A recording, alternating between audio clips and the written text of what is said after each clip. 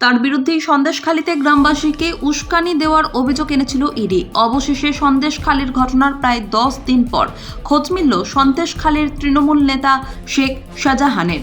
সোমবার কলকাতা হাইকোর্টের দ্বারস্থ হন তিনি। আইনজীবী মারফত শাহজাহান হাইকোর্টকে জানান তিনি সন্দেশখালীর মামলায় যুক্ত হতে চান, কারণ তিনি চান এই ঘটনায় তাঁর বক্তব্য শোনা হোক।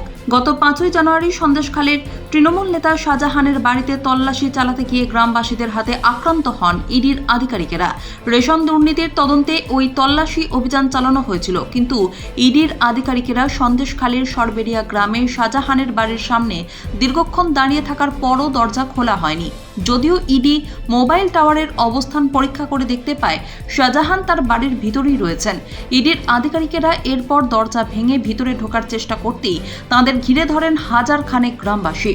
ইট পাথর লাঠি দিয়ে তারা চড়াও হন ইডি কর্তাদের উপর। ওই ঘটনায় জখম হন 3 ইডি কর্তা। তাদের চিকিৎসার জন্য হাসপাতালেও ভর্তি করা হয়।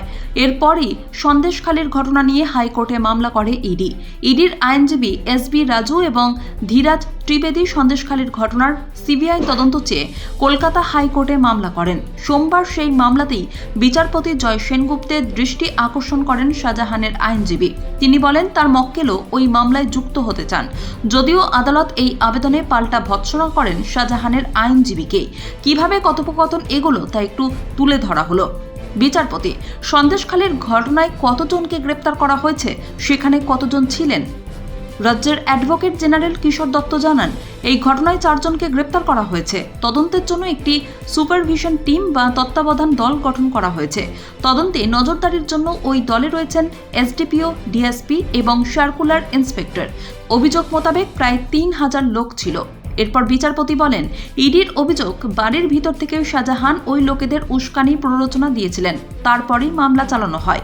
ওই ঘটনার পরে আপনারা কি শাহজাহানের বাড়িতে ঢোকার চেষ্টা করেছিলেন? রাজ্যের অ্যাডভোকেট জেনারেল জানান, না। এরপরই বিচারপতি প্রশ্ন করেন, কেন করেননি?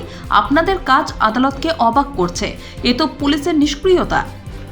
রাজ্যের অ্যাডভোকেট জেনারেল এরপর বলেন, ঘটনার 12 ঘন্টা পরে ইডি এফআইআর দায়ের করেছে। ঘটনার পরদিন শাহজাহানের বাড়িতে গিয়েছিল পুলিশ। এখনো পর্যন্ত তারা 3 বার সেখানে গিয়েছে। বাড়ির তালা বন্ধ রয়েছে। শাহজাহানের আইনজীবী জানান, আমার মক্কেল চান তাকে এই মামলায় যুক্ত করা হোক। তিনি বলছেন আমার বক্তব্য শোনা হোক। এরপর ভৎসনার সুরে বিচারপতি বলেন, এতক্ষণ ধরে পাশ থেকে আপনি রাজ্যের এজিকে বিরক্ত করছিলেন, এটা ঠিক নয়।